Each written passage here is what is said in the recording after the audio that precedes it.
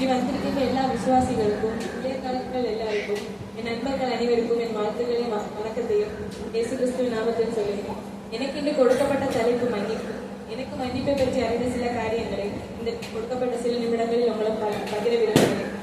முதலில் மன்னிப்பு என்றால் என்ன? மன்னிப்பு ஒரு மனுஷன் தானாகவே முன்வந்து தன் சொந்த இஷ்டத்தோடு யாருடைய கட்டாயமின்றி தான் சொந்தமாக தான் விரும்பி செய்கிற ஒரு செயல்தான் மன்னிப்பு. ஆனால் இன்றைக்கு அநேகருக்கு அந்த ஒரு சுபாவம் இல்லை. இயேசு கிறிஸ்து அந்த மன்னிப்பின் சுபாவத்தை உடையவராக இருந்தார்.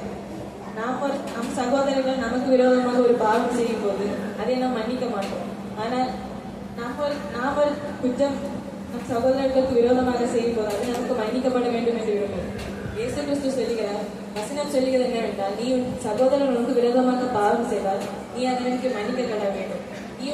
நீ உன் சகோதரன் பாவத்தை மன்னியா போனால் இயேசு கிறிஸ்து உனக்கு பாவத்தை மன்னிக்க மாட்டார்.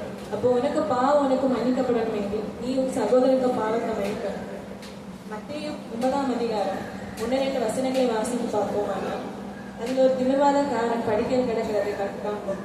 அதில் ஒரு 4 பேர் அவனை சுமந்து கொண்டு இயேசு கிறிஸ்துவை நோக்கி போவார்கள். இயேசு அவர்களுடைய விசுவாசத்தை கண்டு அவருடைய பாவத்தை மன்னித்து அவனை சுகமாக்குவார். இயேசு கிறிஸ்துவை யாரும் கட்டாயம் பண்ணி அவனுக்கு பாவத்தை மன்னிக்க முடியாது. இயேசு கிறிஸ்துவாவே முன்வந்து அவனுக்கு பாவத்தை மன்னித்து அவனுக்கு விடுதலை கொடுப்பார்.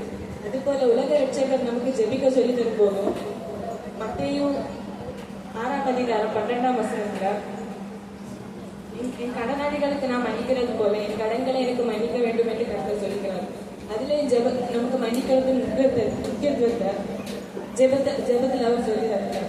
அதுபோல கொலோசியர் 3ஆம் அதிகாரம் 13ஆம் வசனத்தில் பவுல் நமக்கு எப்படி நமக்கு இன்னொருத்தங்களுக்கு மன்னிக்கணும் அதே அவர் சொல்றார். எப்படி மன்னிக்கணும்னா, இயேசு கிறிஸ்து நம்ம பாவங்களை எப்படி நமக்கு மன்னித்தாரோ அதுபோல நமக்கு ஒருவருக்கு ஒருவர் பாவத்தை மன்னிப்பார்.